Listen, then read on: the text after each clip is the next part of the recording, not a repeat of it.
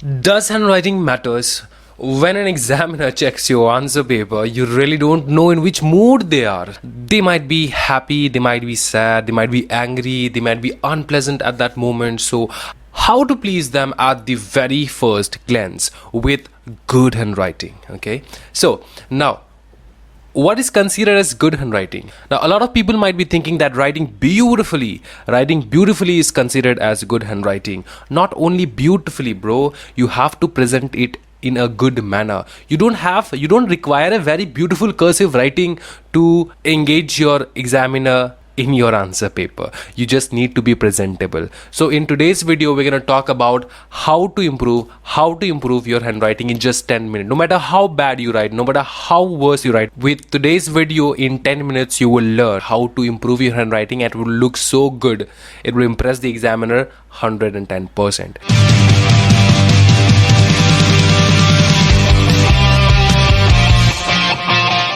So here is a display of my handwriting. How do I write? So let's have a glance.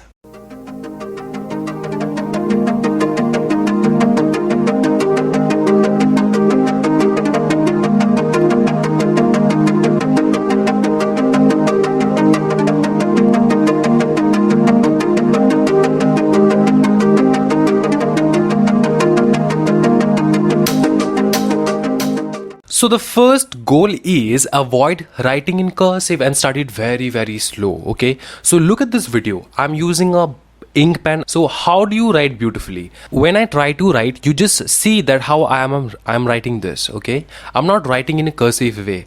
I am writing each word, each letter individually and having a beautiful space into them, right? So start writing like that. If you're writing very straight, then you write straight. No matter, it's very good. You don't have to do anything. You just have to write straight, but you have to write each letter separately. For example, I'm not writing any cursive. You see the word I'm writing in and the word I'm writing cursive, CURSIVE, each letters are separately written. Okay, in this way what happens that it creates a good impact.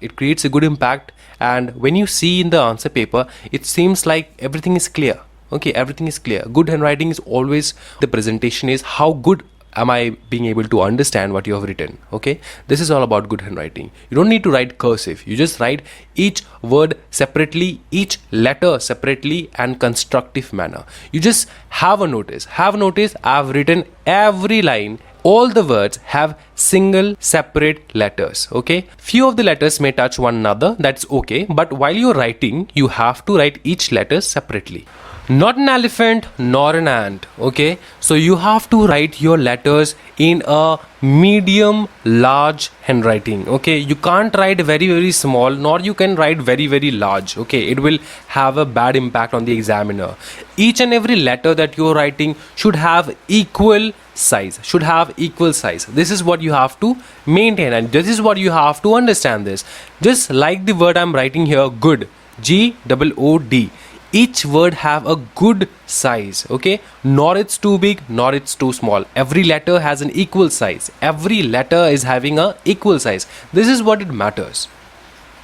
Now for example, I've written here the word company. You just see each and every letter, that is O, M, P, A, N, Y, has an equal size, of writing, has very equal size of writing. So this is what it is important. But the next word that I'm writing, just imagine this word. It has a small O, it has a big M, it has a small P, it has a big A, it has a small N, it has a big Y. So this is not how you write. Okay, the first company that I've written, it's so beautiful because all the size of each letters are very similar. Now a lot of people might be saying that, okay sir, you're using ink pen, that's why you're writing very beautifully. No beta, I'm using a different pen.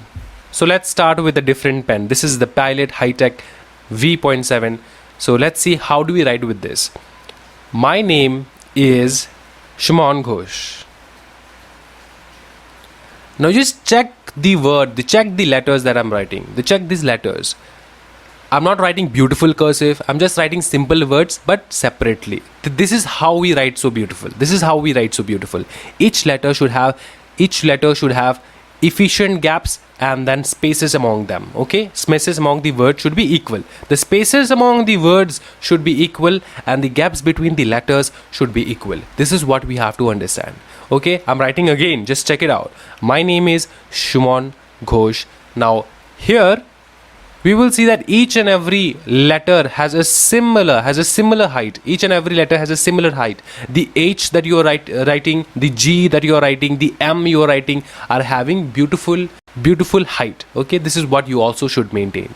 Let me demonstrate and write in cursive a little. Take care. Then you will understand what is the difference between when you write in cursive and also when you write the words separately. Okay, there's a huge difference. So the first line that I'm writing, you should always try your best, is in cursive, complete cursive, the cursive that I know. Okay, there are more beautiful cursive that people can write, but this is the only cursive that I know. Okay, now you write the same thing with separate letters.